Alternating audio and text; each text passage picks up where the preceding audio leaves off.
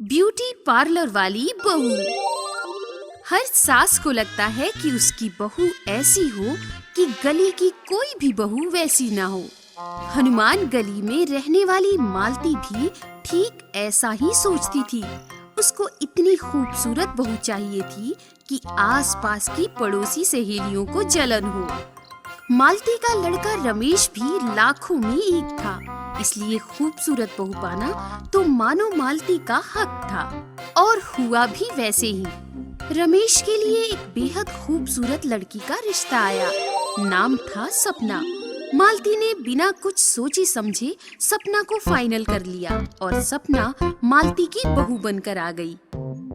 हाय रे हाय, मेरी बहू, क्या नैन नक्श, क्या चाल, क्या रूप रंग, हाय रे हाय, सब कुछ कमाल। थैंक्स सासू माँ। चल बेटा, तारीफ कर करके मुंह थक गया मेरा। चल अब अदरक वाली चाय पिला दे, गर्मा गर्म। सॉरी सासू माँ, मुझे चाय तो बनानी नहीं आती। कोई बात नहीं, मैं बना लेती हूँ, तुम बाद में सीख लेना।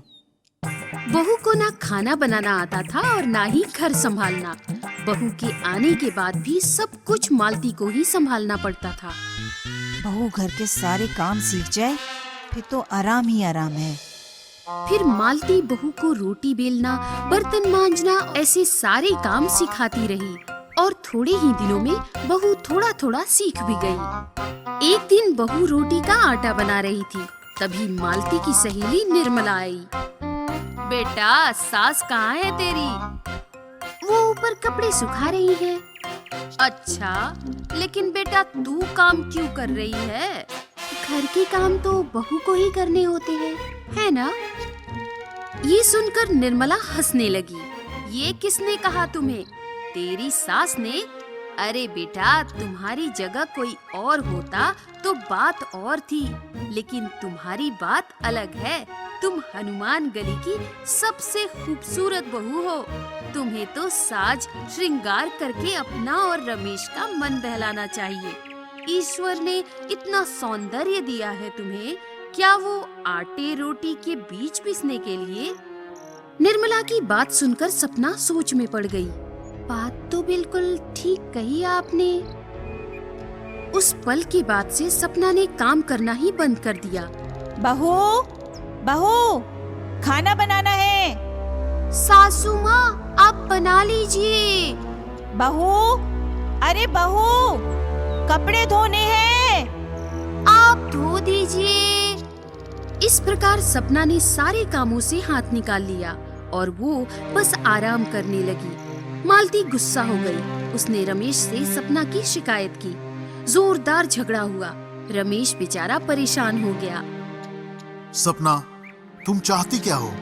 अरे वो तो कुछ करना ही नहीं चाहती। मैं घर के किसी भी काम को हाथ नहीं लगाऊंगी। जिसको जो करना है कर लो। सपना, हर किसी को कोई न कोई काम तो करना ही होता है। ठीक है, तुम घर के काम मत करो। तुमने ब्यूटी पार्लर का कोर्स किया है ना? मैं तुम्हें पार्लर खोल कर देता हूँ। पार्लर चलाओगी तो घर के काम से भी बचोगी और पैसे भी आ जाएंगे। हाँ? फिर रमेश ने सपना को घर में ही एक ब्यूटी पार्लर खड़ा करके चलाने को दिया।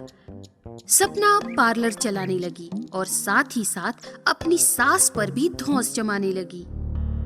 सासू माँ, मेरी ग्रीन टी। अरे, मैं तेरी सास हूँ या तू मेरी सास? एकदम चुप।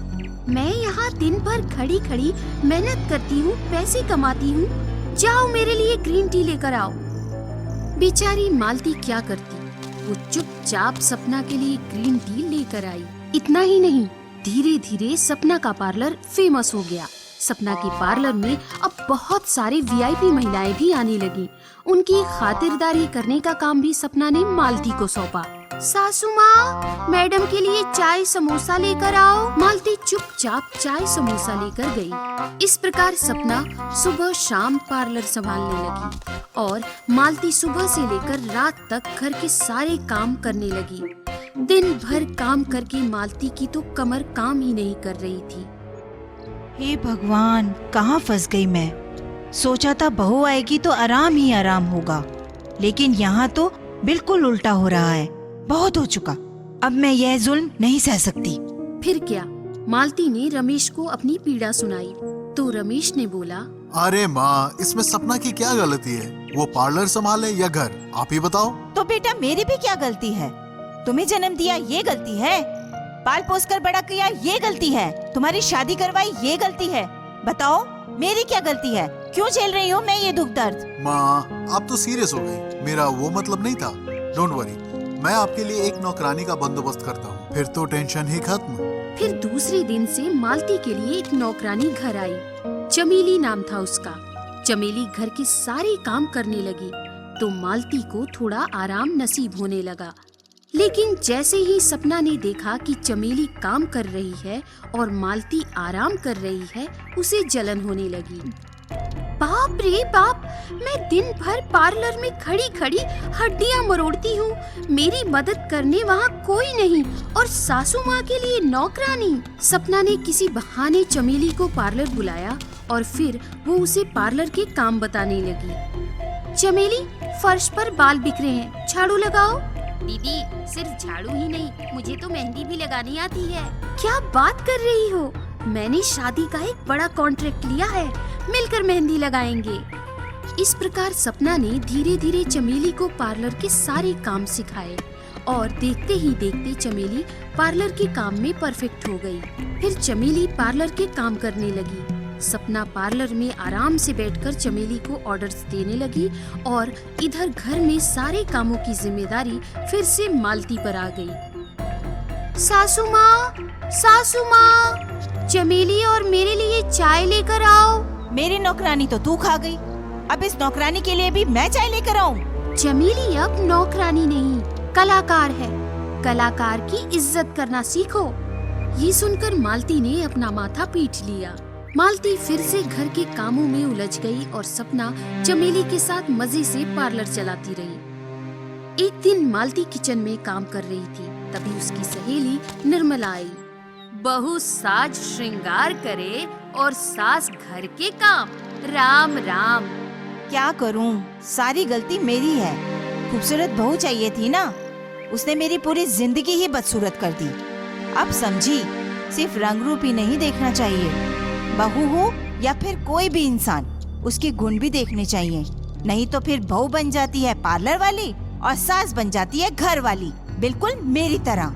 हाँ हाँ, बिल्कुल तेरी तरह। ऐसा कहकर निर्मला जोर जोर से हंसने लगी और बेचारी मालती अपनी हालात पर तरस खाने लगी। प्रिय दर्शकों, हमें पूरी उम्मीद है कि आपको आज की कहानी बहुत पसंद आई होगी।